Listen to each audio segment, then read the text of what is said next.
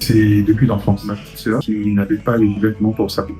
À la sortie des cours, je m'arrêtais dans les ateliers, je prenais les chutes de tissu et je me mettais à lui confectionner des petites tenues pour s'accoupler. Des années plus tard, j'ai vu des tenues d'un de mes cousins. Les coutures étaient parfaites. J'étais vraiment estomaqué de ce qu'il était à mesure de faire. Et à ce moment, je me suis dit, c'est ce que je vais faire. Et c'est ce jour que j'ai décidé que j'allais m'investir dans la couture.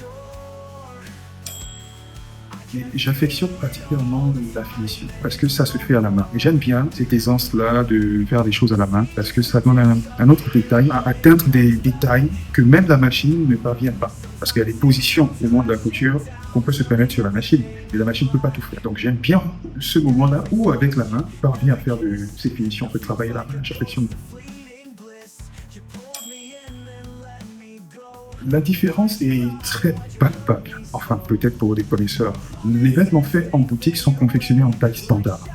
Ça veut dire qu'ils puissent aller au maximum de personnes. Mais ça ne respecte pas les morphologies de ces différentes personnes qui peuvent entrer dans cette taille. Alors que lorsqu'on va sur du sur-mesure maintenant, on va prendre en compte le degré de chute d'épaule de la personne. Est-ce que la personne a un dos voûté, un dos droit, des épaules carrées? On tient compte de tous ces détails. Et le vêtement ressemble à la personne. Ça veut dire qu'avec le sur-mesure, on a la possibilité, on a le contrôle sur ce qu'on fait. On a le contrôle sur ce qu'on voit. Par exemple, sur les costumes, les emmanchures en boutique, les costumes en boutique ont des emmanchures trop grandes, qui ne favorise pas le confort. Alors que dans le sur-mesure, on peut réduire les emmanchures. On peut avoir les cols plus larges, on peut avoir des épaules plus inclinées si on le souhaite.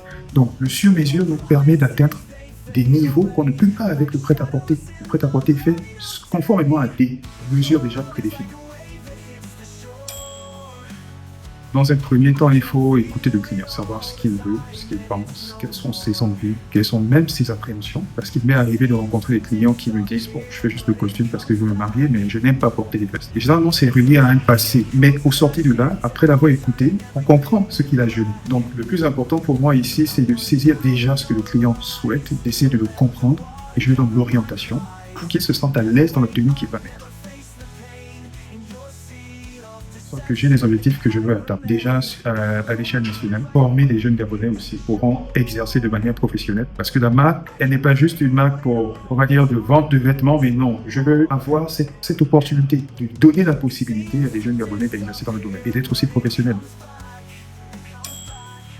C'est de s'armer de patience. C'est un métier qui est très passionnant et parfois on peut dire ingrat. Ingrat, pourquoi? Parce que le client ne peut pas comprendre ce que ça nous demande à nous dans le métier et qu'elle se concentre beaucoup plus sur l'acquisition des connaissances. Ce n'est pas tout de suite qu'elle verra les résultats. C'est des aptitudes qu'on va développer avec du temps. On doit avoir une certaine aisance à force de pratiquer, gagner en expérience, ce qui permet d'avoir une certaine finesse.